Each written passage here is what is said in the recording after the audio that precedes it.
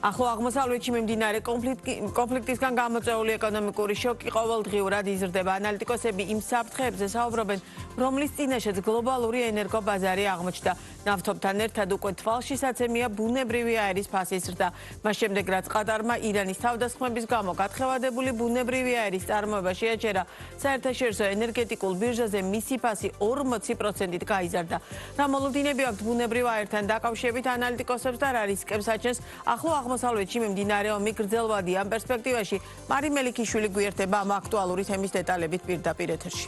გამარჯობა, მევესალმებით ჩვენს მაყურებელს. ომიდან მეხუთე დღე და ფასების რეკორდული ზრდა ენერგეტიკულ ბირჟებზე. ახლო აღმოსავლეთში მიმდინარე სამხედრო კონფლიქტის ფონზე ნავთობის შემდეგ ფასების კიდევ უფრო მკვეთრი ზრდა დაფიქსირდა ბუნებრივ აირზე მას შემდეგ, რაც ყატარმა ირანის თავდასხმების გამო გათხევადებული ბუნებრივი აირის იგივე LNG-ს წარმოება შეაჩერა საერთაშორისო ენერგეტიკულ ბირჟაზე. მისი ღირებულება გაორმაგდა და 40-დან 50%-ის ფარგლებში გაიზარდა. უნდა აღინიშნოს, რომ ყატარი ამერიკის შეერთებული შტატებთან, ავსტრალიასა და რუსეთთან ერთად მსოფლიოში თხევადი ბუნებრივი აირის ერთ-ერთი უმსხვილესი მწარმოებელია. ყატარიდან ყველაზე დიდი რაოდენობით გაზს ჩინეთი და ინდოეთი იღებენ, თუმცა გარკვეული რაოდენობით ბუნებრივ აირს ყატარისგან ევროპაც იღებს, სადაც ამჟამად მეგავატი საათი ენერგიის ფასი 60 ევროს აჭარბებს. ყატარის მიერ გაზის წარმოების შეჩერება, ასევე ის ფაქტი, რომ ჰორმუზის სრუტე ჩაკეტილია, რომლის გავლითაც ბუნებრივი აირის ექსპორტი ხდებოდა, ბაზარზე მკვეთრი დეფიციტის გაჩენის რისკებს ზრდის. დეფიციტთან დაკავშირებული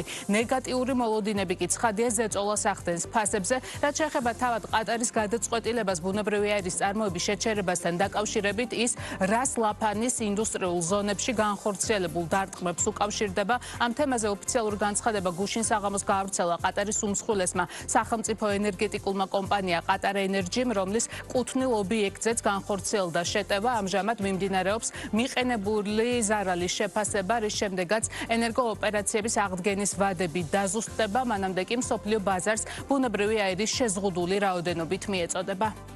ყატარის გაზის ყველაზე დიდი მომხმარებლები არიან აზიური ქვეყნები. ისინი მოიხმარენ ყატარის თხევადი გაზის დაახლოებით 90%-ს, მათ შორის კი ყველაზე დიდი წილი უჭირავთ ჩინეთსა და ინდოეთს.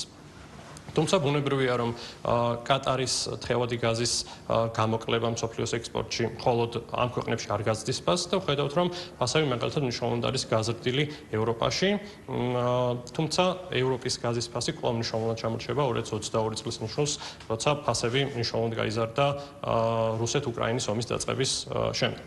მოლოდინების ნაწილში, იმ შემთხვევაში თუ კონფლიქტი ირანში მოკლევადაში დასრულდება, მოსალოდნელია, რომ გაზის ფასები მალევე დაუბრუნდება კონფლიქტამდე არსებულ ნიშნულს, თუმცა იმ შემთხვევაში თუ კონფლიქტი ხანგრძლივად გაგრძელდა, მოსალოდნელია, რომ გაზის ფასი კიდევ უფრო მნიშვნელოვნად გაიზარდება და გაანაღრძობს ზრდას და ეს ბუნებრივია გამოიწვევს მიწოდების ჯაჭვების რღვევას მთელ მსოფლიოში და მნიშვნელოვნად გაზის ინფლაციას მსოფლიოს მასშტაბით.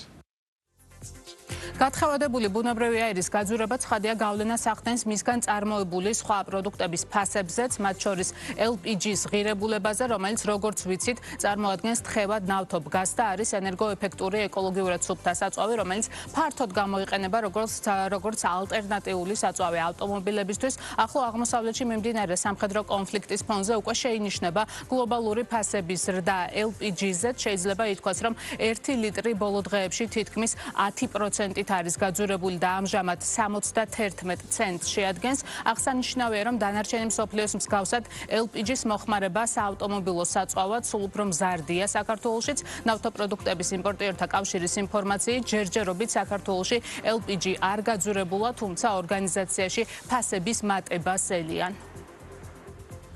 რაც შეეხება LPG-ს თემას, თქვენ მოიხსენებათ, რომ მთელ ევროპაში მთელ მსოფლიოს ანავთობო ბაზრებზე ცვლები შეინიშნება, ანუ მომატების და მატების მხრივ და ბუნებრივია, როგორც კი მსოფლიო, ესე ვთქვათ, სანავთობო ბაზრებზე მოიმატებს ესა თუ ის პროდუქტი, შეგვეტყობა ჩვენ ბაზარზეც.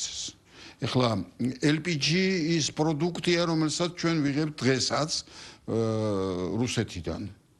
ნახავთ, რას დააწესებს რუსეთი?